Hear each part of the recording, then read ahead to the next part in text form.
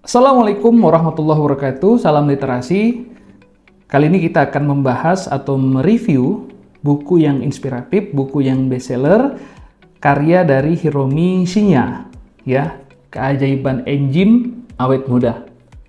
Nah, buat teman-teman tentunya yang selalu setia menyaksikan video saya di channel YouTube saya, kali ini kita akan membahas buku-buku inspiratif, mudah-mudahan bisa bermanfaat. Sebelum kita membahas, kita ketahui dulu siapa penulisnya. Ini Dr. Hiromi Shinya. Dia membuat satu buku yang bestseller, yang sudah banyak dijual. Salah satu judul bukunya itu Keajaiban Enzim Awet Muda. Buku ini merupakan karya yang fantastis, lahir dari tangan Hiromi Shinya. Dia adalah dokter. Seorang tenaga kesehatan yang konsekuen apa yang ia lakukan, dan beliau menerapkannya dalam kehidupan sehari-hari, baik kepada diri sendiri maupun kepada pasiennya. Jadi Hiromi Shinya ini adalah figur dokter ideal masa depan yang menempatkan kemampuan tubuh untuk menyembuhkan dirinya sendiri, ya, sebagai garda depan dalam dunia kesehatan. Bukan mengandalkan obat atau upaya kuratif yang bersifat invasif lain. Amat pantas dia sebagai penulis tentang konsep awet muda serta sehat dengan cara natural, dan itu semua terangkum dalam buku ini. Beliau itu lahir di tahun 1935. Ya, penampilan dan kebugaran fisik beliau jauh lebih muda daripada usia aslinya. Semua ini didapatkan tanpa meja operasi atau menggunakan obat-obatan, ya, atau obat-obatan yang melawan proses penuaan, tapi beliau itu menerapkan dengan pola hidup sehat yang natural dan konsisten. Fakta ini ya tentunya membuat Dr. Hiromi Shinya memiliki prestasi tersendiri. Beliau mampu dan beliau tekun tanpa absen selama 40 tahun masa karirnya sebagai seorang dokter, menghasilkan catatan rekor yang sulit ditandingi. 300 lebih pasien telah diperiksa dengan kecermatan yang sangat mengagumkan. Kita tahu di dalam buku ini banyak sekali membahas bagaimana tentang puasa singkat ala Shinya, obesitas dan kekurangan zat gizi, bagaimana penyerapan energi tumbuhan, bagaimana sih defisiensi mineral, keunggulan nabati, dan pola makan ala Shinya. Bahkan beliau juga membahas dalam buku ini, lapar itu sehat. Jadi di dalam buku ini ya, bertahun-tahun Dr. Hiromi Shinya itu mengatakan kepada pasien-pasiennya dan menuliskan dalam buku ini bagaimana penting makan dengan benar. Secara harfiah, apa yang kita makan dan apa yang kita minum itu juga mempengaruhi bagaimana metabolisme dalam tubuh kita. Pada saat beliau memulai praktik dalam dunia kedokteran, ya, tidak banyak mengetahui tentang hubungan antara gizi dan kesehatan seperti sekarang ini.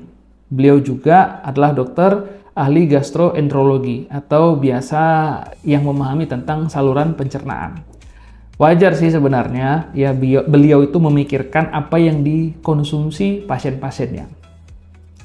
Apa yang dikonsumsi baik itu makanan dan minuman pada saat yang bersamaan itu juga berhubungan dengan sistem saluran pencernaan. Jadi terkadang kita sulit untuk memahami makna sehat yang sesungguhnya. Tapi dalam penelitian yang dia lakukan dan terangkum dalam buku ini, dia menyelidiki kemungkinan penyebab ada beberapa masalah. Ya, barangkali akibat pola hidup yang tidak sehat, mengkonsumsi salah satunya hal-hal yang sekarang banyak makanan-makanan yang siap saji, itu juga banyak sekali mengandung zat kimia. Jadi perlu juga kita mereview pola-pola makan kita kembali ke 4 sehat 5 sempurna.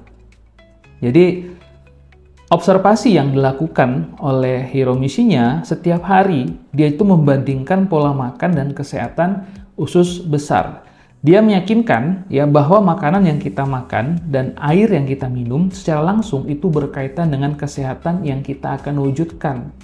Bagaimana pola hidup yang sesungguhnya. Dan beliau telah menghabiskan lebih dari 50 tahun untuk mengembangkan pengetahuan ini. Banyak ilmuwan hebat yang mengeksplorasi ide yang sama dengan hasil yang menjanjikan. Bahkan ilmu kedokteran gizi mendapatkan manfaat dari penemuan berbagai hal yang terjadi di dalam tubuh sampai ke tingkat seluler yang merupakan salah satu bidang yang paling menarik bagi para peneliti saat ini. Beliau mengatakan, ya, tubuh itu akan membersihkan sampah sendiri jika kita membantu mengaktifkan sistem kekebalan alamiah. Jadi, istilah detoksifikasi intraseluler itu dia adalah kunci penting untuk pengaliran. Jadi itu yang disampaikan dalam buku ini. Bagaimana mengembalikan energi muda? Jadi sampah intraseluler itu mencabut vitalitas manusia. Ya, beberapa pasien yang beliau tanganin mengungkapkan bahwa mereka itu memperhatikan adanya suatu penurunan stamina secara mendadak, yang bahkan juga terjadi di usia 30-an tahun. Ya, sebagian dia menceritakan ya tiba-tiba mereka baru sadar bahwa mereka tidak dapat bermain atau bekerja seperti dulu. Ya, mungkin karena mengalami perubahan yang secara signifikan berubah padahal usianya juga dikatakan belum terlalu tua. Apakah suatu penurunan dalam kesehatan ini menjadi tak terelakkan seiring dengan bertambahnya usia? Apakah pikiran dan tubuh kita pasti menjadi semakin lelah dan lebih rentan terhadap penyakit seperti kanker atau penyakit-penyakit lain yang berkaitan dengan gaya hidup orang dewasa?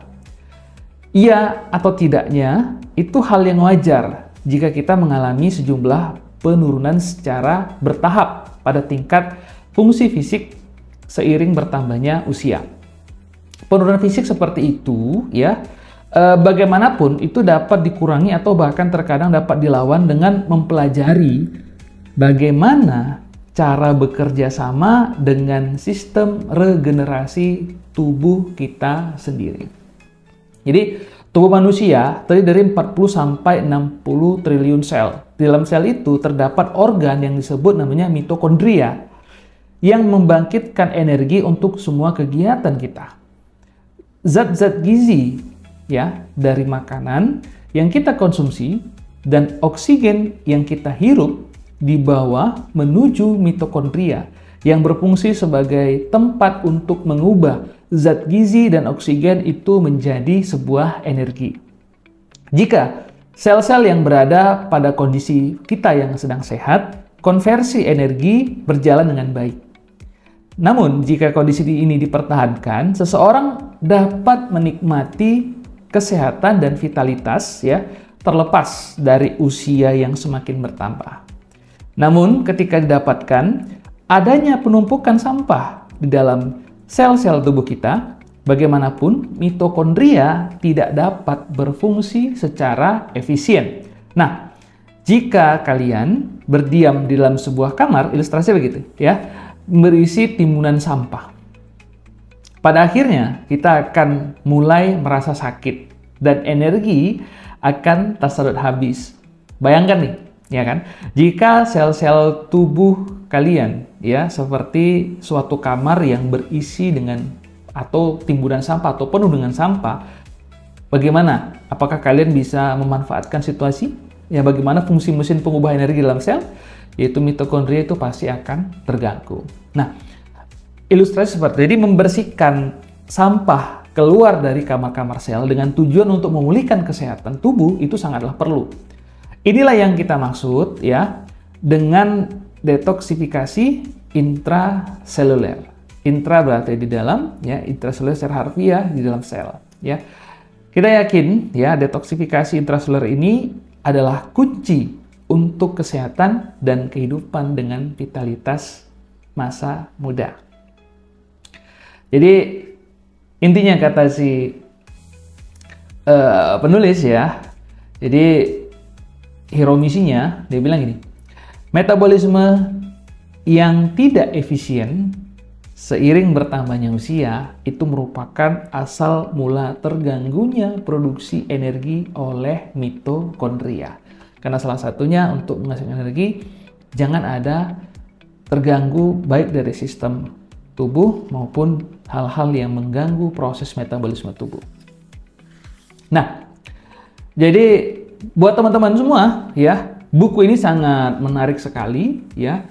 Banyak hal yang bisa kita pelajari bagaimana enzim bisa enzim peremajaan ya untuk melawan penuaan, mengembalikan vitalitas sel dan memulihkan sebuah energi. Pada intinya bagaimana kita menjaga pola hidup kita yang sehat, baik itu makanan dan minuman yang kita konsumsi atau yang kita minum ya, itu juga mempengaruhi bagaimana proses metabolisme tubuh. Jadi kalian kalau membayangkan kesehatan diri, harus membayangkan ilustrasi diri dan kehidupan kita sehari-hari. Jadi perbanyak kita mencari referensi tentang kesehatan, karena yang namanya kesehatan adalah modal utama untuk kita bisa bekerja, modal utama untuk kita bisa awet muda, karena metabolisme tubuh juga walaupun usia kita tua, tapi enzim yang dalamnya, sel-sel yang dalamnya itu juga bisa regenerasi, asal kita memang bisa mematuhi pola hidup yang sehat. Terima kasih yang sudah menyaksikan video ini, yang mudah-mudahan terinspirasi dan kalian tetap bisa menjadi orang yang sukses, namun kesehatan adalah modal utama. Jangan lupa dapatkan buku yang bestseller ini. Terima kasih, salam literasi, assalamualaikum.